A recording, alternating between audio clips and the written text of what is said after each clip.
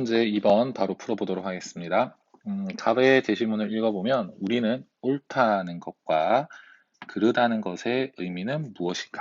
그리고 선하다는 것과 악하다는 것의 의미는 무엇인가? 그리고 해야 한다는 것과 해서는 안 된다는 것의 의미는 무엇인지에 대해 탐구해야 한다라고 되어 있습니다. 선생님 밑줄 친 이러한 것들, 옳다, 그르다, 선하다, 악하다, 그리고 해야 한다, 해서는 안 된다, 이런 것들을 묶어서 우리는 전부 다 도덕 언어라고 얘기를 한다고 했습니다.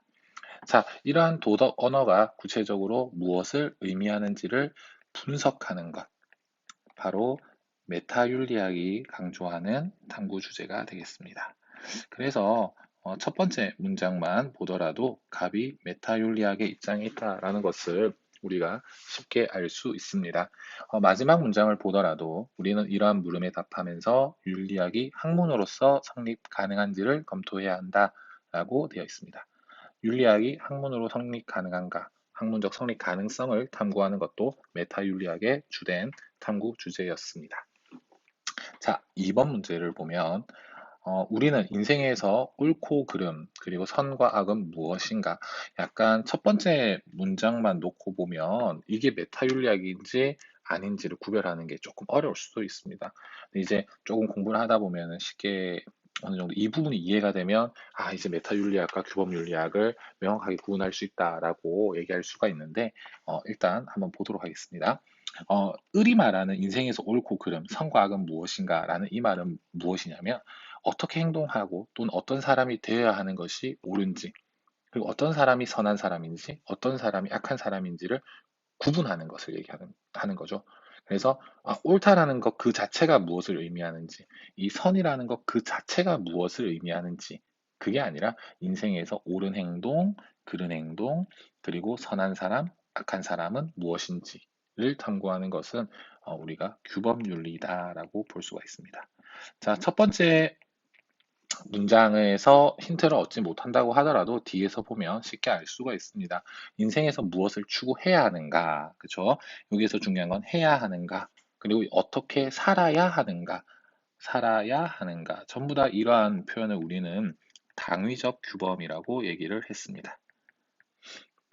그래서 첫 번째 문장에서 쉽게 이해를 못한다고 하더라도 두 번째 문장에서 규범윤리다, 을이 규범윤리이다라는 것을 파악할 수 있어야 되겠습니다. 자, 실제로 갑이 메타윤리이고 을이 규범윤리이기 때문에 을이 구체적으로 이론 규범윤리인지 실천 규범윤리인지를 파악할 필요는 없습니다. 자, 그리고 사실 이 문장만 놓고 본다고 해서 이게 구별할 수 있는 것도 아니고요. 마지막 문장에 보면 이렇게 되어 있습니다. 인간의 삶을 안내하고 그리고 도덕적 문제를 해결할 수 있도록 노력해야 된다. 실제로 인간의 삶을 안내하는 것은 이론, 규범, 윤리에 가깝습니다. 그리고 도덕적 문제를 해결할 수 있도록 노력하는 것은 실천, 규범, 윤리에 가깝습니다. 그래서 을은 좀 더 넓은 범주에서 규범 윤리이다라고 판단하고 갑과 을의 어떤 차이점을 보면 되겠습니다. 자, 문제에서 갑은 긍정, 을은 부정의 대답을 하는 이 선택지를 물어봤기 때문에 1번에서 5번의 선택지 전부 다 갑과 을이 어떻게 반응을 하는지, 대답을 하는지를 파악해야 되겠습니다. 1번, 윤리학은 당위의 형식으로 제시되는 도덕 원리를 정립해야 하는가?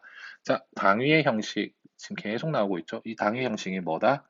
바로 무엇 해야 한다. 자, 무엇 해야 한다라는 형식으로 나타내는 것 바로 여기에 나와 있습니다. 이론 규범 윤리가 되겠죠. 좀 넓은 범주에서 규범 윤리라고 할 수 있기 때문에 1번은 갑은 X 그리고 을은 O라고 대답을 할 수 있습니다. 자, 이번에 보면 윤리학은 행위나 행위자의 도덕성을 평가하는 기준을 마련해야 된다.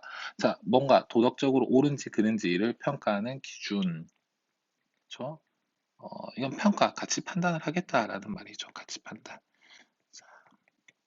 자, 마찬가지로 실제로 이 행위에 대한 가치 판단을 하는 윤리를 우리가 앞으로 배우겠지만 행위 중심 윤리라고 얘기합니다. 자, 그리고 행위자의 도덕성을 평가하는 윤리를 우리는 행위자 중심 윤리라고 얘기를 합니다. 이 행위자 중심 윤리를 또 다른 말로 덕 윤리라고 얘기를 합니다. 자, 그래서 넓은 범주에서 이 행위자 중심 윤리와 행위 중심 윤리 모두 다 이론 규범 윤리에 속합니다. 그래서 2번도 값은 x, 을은 o라고 대답할 수가 있습니다. 자, 3번 윤리학은 도덕적 언어의 개념 분석을 핵심 탐구 과제로 삼아야 된다. 자, 도덕적 언어 위에 제시문에 나왔던 것 예를 들어서 한 두 가지만 적겠습니다. 옳다, 그리고 선하다, 이런 것들을 분석하는 것, 바로 메타윤리학의 특징이죠. 그래서 3번은 O 그리고 을은 X라고 대답을 할 수가 있습니다. 자, 4번에 보면 윤리학은 경험에 근거해서 도덕적 관행을 묘사하는데 중점을 두어야 한다. 자, 도덕적 관행이라는 키워드도 있지만 가장 중요한 키워드는 바로 이 묘사라는 키워드입니다. 자, 우리가 한글에서는 사실은 묘사한다와 서술한다, 기술한다라는 말이 조금씩 차이가 있지만 이 묘사한다, 기술한다, 서술한다 전부 다 영어에서 descriptive가 되겠습니다. 여기에서 나온 단어가 되겠습니다. 그래서 서술, 묘사, 기술 또는 뭐 설명이라고 해도 되겠죠. 전부 다 기술 윤리학의 특징을 물어보는 어떤 그 핵심적인 어휘가 되겠습니다. 그래서 4번은 기술 윤리학이다. 그래서 값과 을 모두 다 X가 되겠습니다. 자, 5번에 보면 윤리학은 도덕 이론의 정립보다 구체적인 도덕적 문제 해결에 관심을 가져야 하는가? 자, 구체적인 도덕적 문제 해결에 관심을 가져야 된다라고 하는 걸 보니까 실천 규범 윤리라고 볼 수가 있습니다. 그렇죠? 자, 그런데 일단 그래서 값은 x인 것 같다. 값이 x라는 거는 확실히 알 수 있는데 여기서 실수를 하면 안 되는 것이 그렇다고 해서 을도 x인가? 을이 x라고 할 수는 을이 o라고 할 수는 없습니다. 그렇죠? 을은 실천규범 윤리인지 이론규범 윤리인지가 명확하게 드러나지 않고 을의 제시문만 놓고 봤을 때 충분히 이론규범 윤리와 실천규범 윤리의 내용이 다 포함되어 있기 때문에 여기에서 윤리학은 도덕 이론의 정립보다라는 이 말 때문에 5번은 을도 X라고 대답할 수가 있습니다.